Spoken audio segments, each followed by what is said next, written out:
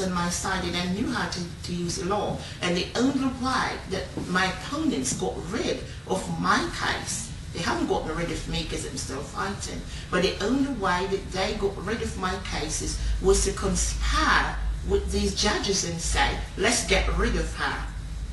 So all of these dismissals were fraudulent, and basically that was the only way that they could have, basically just get rid of my cases. And as I said, the injustices... When you say got rid of your cases, of the my statute of limitation, was that at its limit, or because of what was going on with the judges and the attorneys, they were able to just hold on and not do anything with your case? Statute of limitation, we were timely. I mean, I studied the law and knew what the limitation in the initial process to bring these cases.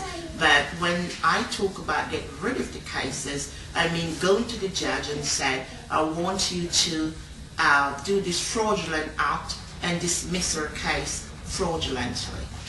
So just get rid of her. So if it means then that you would just go ahead and just make up, some kind of lie just to get rid of her case, just do that. And then the judge listens to State Farm. What I can't understand is a judge, the duty of a judge, well, another name of a judge is Minister of Justice.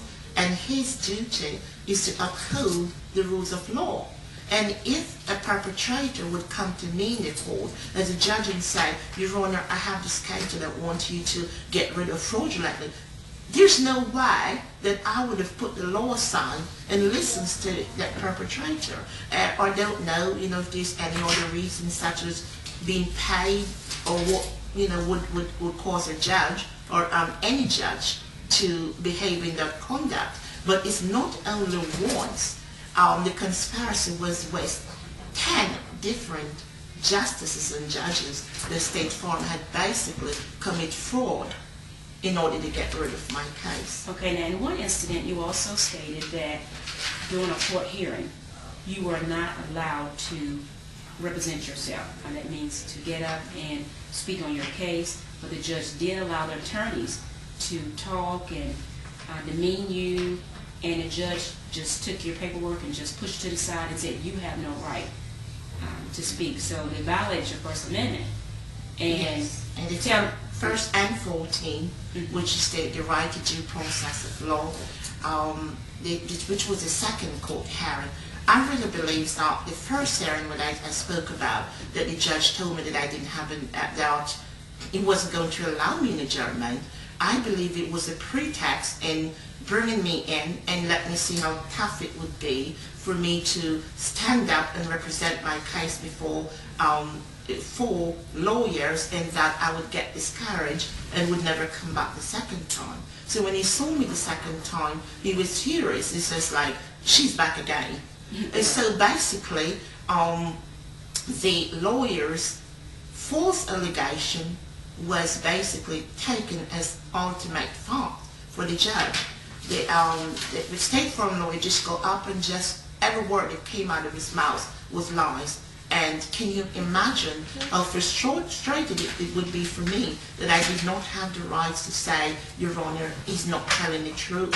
And then basically, the judge just took all of my motions and just denied. So I said, Your Honor, did you just deny my motion without at least allowing me my rights to defend my motion? He said, I just did, right? I said, yes, sir, but what you've done is against the rules of law. And how dare for me to go in the court and basically to tell him that what he's doing is against the rules of law. And this judge again was? Yeah, Judge Gordon. And he said, he screamed at me in the most despicable fashion that if I could just disappear under the earth, I would have gone. And this was public humiliation, intimidation, and fear that this man has basically inflicted upon me. And I'm a female crossing litigant before the court.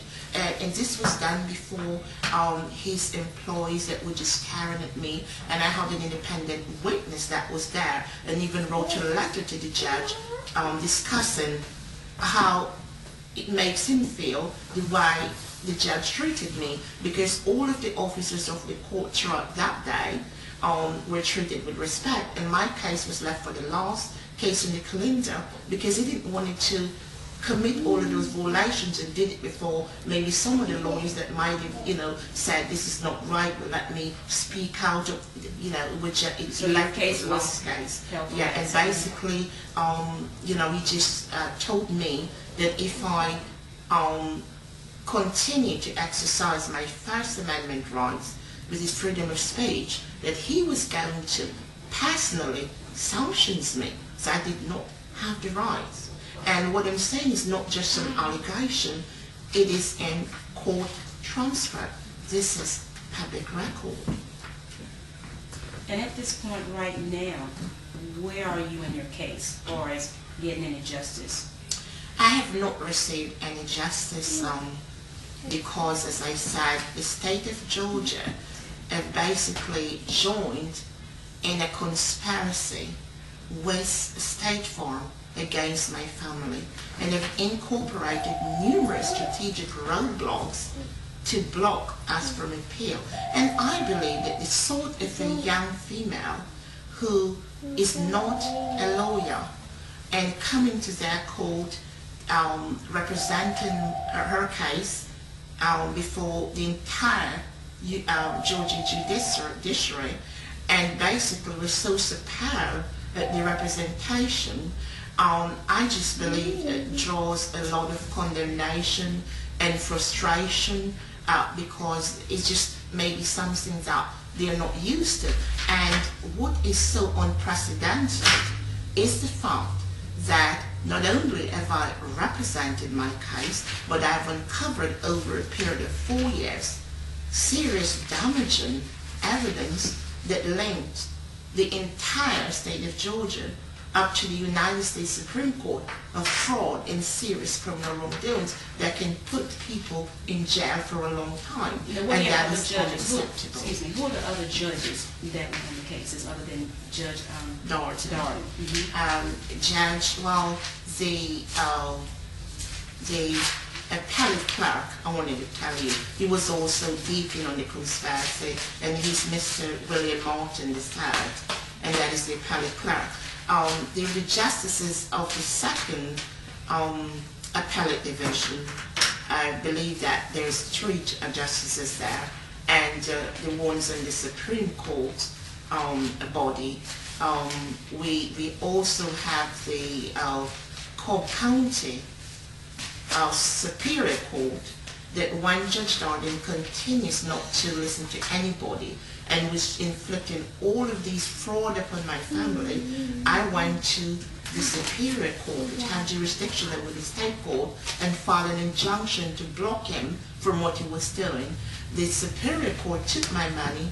It's a year now, and until this moment they have not even assigned a judge. So I've been ripped off over in that court because they conspired with the lower court and then said, listen, we're just not going to do anything. So he was just left, he was given the green light over all of these courts to just basically no holds barred, just do what you wanted to do to her. And the justices, we can just go on in and look who the second appellate division justices are that was involved in that, and also on the appellate level, because I just don't have their names individual at the moment. Okay, and also you have experienced a lot of hardship, anxiety, health issues regarding this case over the last 6 years. And I understand in 2003, your husband suffered a mild heart attack. And can you tell us what happened with that situation, dealing with the case matter that you're dealing with right now, representing yourself pro se, and the stress that's been on your family? Yeah, the road to equality and justice, as I say, this is the worst calamity, stress that I have seen, have experienced in my entire life. And at some point, I thought I wasn't able to do it because this was just too much. And it takes a toll on my family, health-wise. not only him, but at some point I had to go back and forth to the hospital and more than one visit, and they gave me, they told me I have to rest because I'm not getting rest and I'm just stressed out because it's always be emotion, it always be something in the court. So for my past